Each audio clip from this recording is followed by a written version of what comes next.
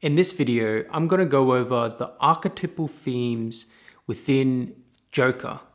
So I watched the movie Joker just yesterday, and I thought it was a pretty good movie, but I thought it would be interesting to do a video on just the different themes throughout the movie. So if you haven't watched the movie yet, then I'd probably save this in a playlist to watch later. Go watch the movie and then come back, because some of the details are spoilers in this video that I'm making right now. So, but if you have watched the movie, then great, because I'm going to assume that you have watched it, so you understand what I'm talking about. So, Joker is a movie about Arthur Fleck and his process to becoming the Joker, the character the Joker, who is Batman's enemy. And so what happens is, through this process, you basically see the Arthur integrate the shadow in a very negative form. And so this movie is pretty much about the uprising of the shadow and in response to the deficits in the persona. So you see throughout the beginning of the film, there's a lot of talk about don't forget to smile. You know, don't forget to smile. He mentions that his mum always told him to smile. And so, and all these bad things happen to Arthur. He gets beat up by just these kids, these children. So it shows that he's very meek, and he's dealing, and he kind of has these just different negative interactions with people throughout the city. And he is basically covering up those negative actions through the persona, through putting on a smile. And that's his kind of mechanism for dealing with these issues within society that he faces, because, you know, according to him, things are getting worse out there. Everything in the world is seemingly getting worse, and people aren't caring about other people as much as they should. And Arthur, this is really getting to Arthur, especially because he has, you know, is struggling with mental illness. And so this is really impacting him in a large way. And so that kind of defines the persona in the beginning of the film, that he tries to, you know, the slogan, don't forget to put on a smile, don't forget to smile. And but the thing about this is that he also kind of uses humor to deflect pain, you know, so he's not processing these events, he's not processing emotionally these negative interactions that are happening with him. Instead, he's just putting on a smile and trying to go about his way. He's trying to, and he actually, you know, he has that condition where he bursts out laughing. And so you'll notice he bursts out laughing every time something kind of negative happens to him. And that seems to be kind of like, almost like a nervous reaction. And, you know, we're shown in the film that he has some type of condition where he randomly bursts out laughing. But it seems to be kind of linked to the suppression of negative emotions. So he's not dealing with these negative emotions. So it's the persona is, you know, subjugating these emotions, you know, and so he's not able to process them properly. And so basically, then what begins to happen is another negative interaction happens, but this time he has a gun, because he's given a gun by one of his work colleagues. And so these three men who were disturbing this woman on the train come over to Arthur when he uncontrollably is laughing, and they start beating him up. And in self-defense, he shoots two of them. And so, I mean, he's fighting them with more force than they're fighting him with. But, you know, they are kicking him on the ground. He shoots two of them.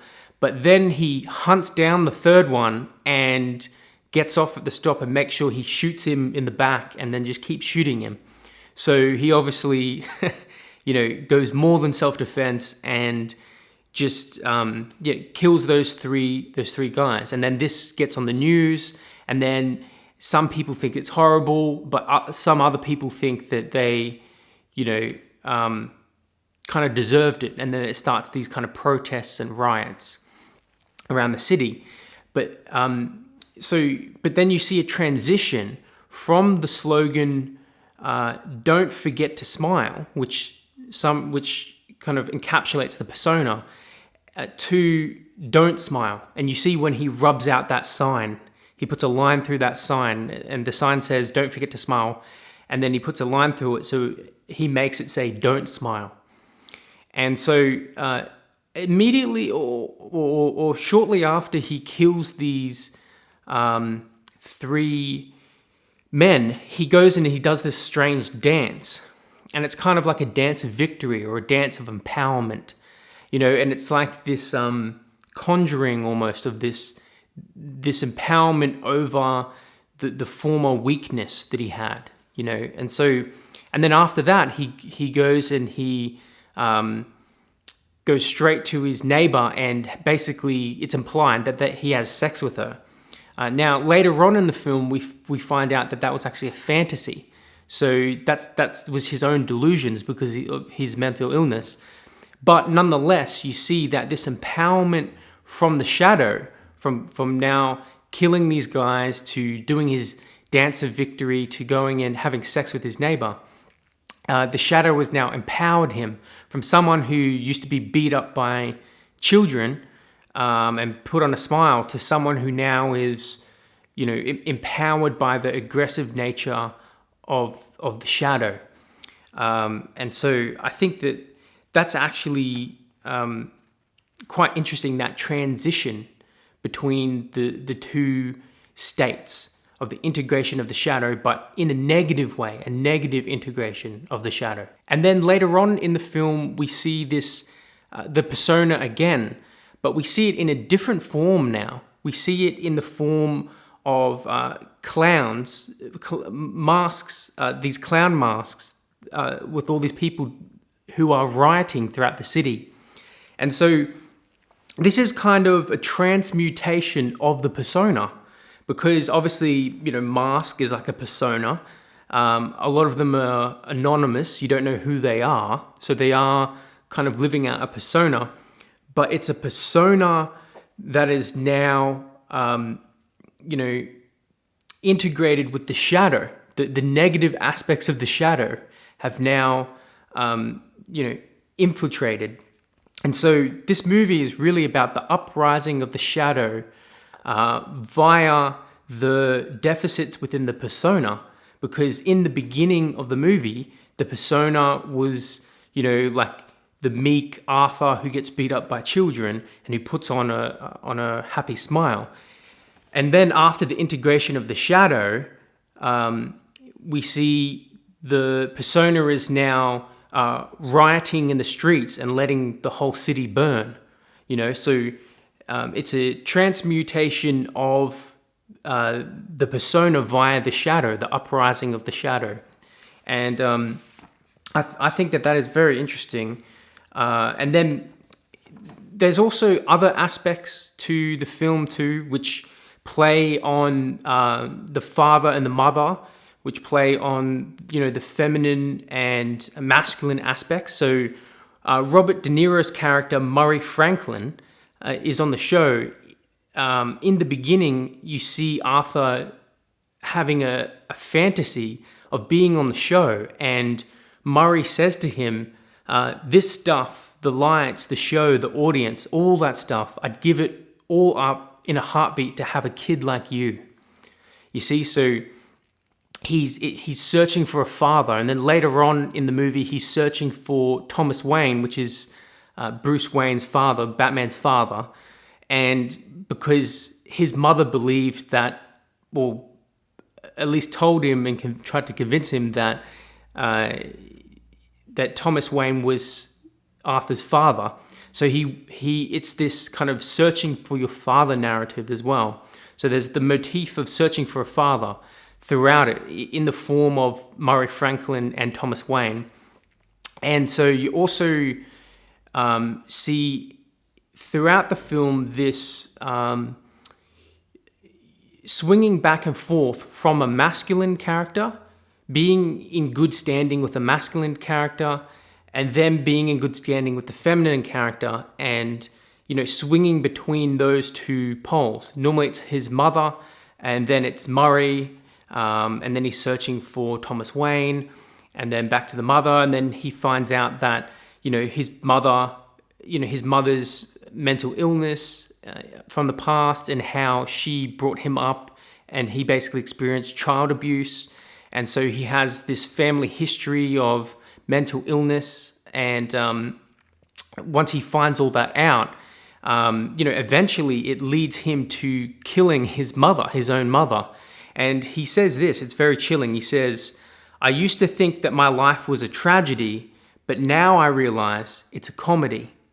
And you see, so if you look at that through kind of, like analytical psychology, Jungian psychology, we can see that's a transmutation of the narrative structure that he's living out in his life. And so what he does is he in the end, he actually kills both the masculine and feminine. He kills his mother, right? And embedded in the film, there's always kind of like a good reason to be angry, at the mother for the neglectful child abuse that Arthur experienced as a child. But he overreacts, the shadow overreacts, and he kills the mother. And then also with Murray Franklin, who's on the show, who brings him onto the show, you're led to believe that obviously it's not very nice for Murray to make fun of Arthur and then get him onto the show to further ridicule him. So you kind of like, well, obviously that's not right. You have a right to be angry. But then he overreacts and kills Murray on the show live. And you see, so he's killed both the feminine and masculine principles within the movie. And then in the end, it kind of finishes with the appraisal of the shadow and the riotous persona that the shadow has now transmuted within the city, you see. And so when he's kind of standing up, and then all the people in the riot are kind of like cheering him on when he's standing on that car crash, and then he kind of gets the blood from the car crash in his mouth, and he just swipes it up like a smile. So that is the transmutation of the persona via the shadow. But you see, it's destroying both poles, destroying the feminine and masculine, like letting everything burn, and overreacting with a negative integration of the shadow is what this movie is about. It's a negative integration of the shadow, and it's a response from the meekness of the falseness of the persona. And then it's an overreaction and an over-integration of the shadow into a very negative type of persona that accumulated in the riots. And so I thought that was very interesting. And then one last thing that I also noticed is there's also a kind of motif of the creative artist in this film. So it's the idea that if your creativity is not, the creative impulse in you, if that's not integrated into your life properly or accepted by society, then that creative impulse is going to react and manifest in a very negative and destructive way. And so, Arthur is a comedian. He tries to be a comedian. Well, he's a clown, but he's also trying to be a comedian. So he's got this creative tendencies in his temperament, and he's trying to, legitimately, do his craft. But his mother, the feminine aspect, tells him, says, don't you have to be funny to be a comedian? So really puts him down in this harsh way. And then Murray on the TV show also makes fun of him as well. So you see, so the masculine and feminine have made fun of him and haven't given him room to manifest his creative gift that he has. And therefore it's now come out in a negative way. See, it was meant to manifest in a positive way, his creativity now is forced to manifest in a negative way, through violence and through, just destruction and riots.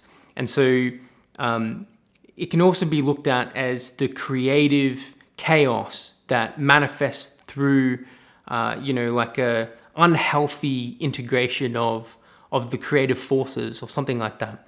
And so I thought it was a very interesting movie.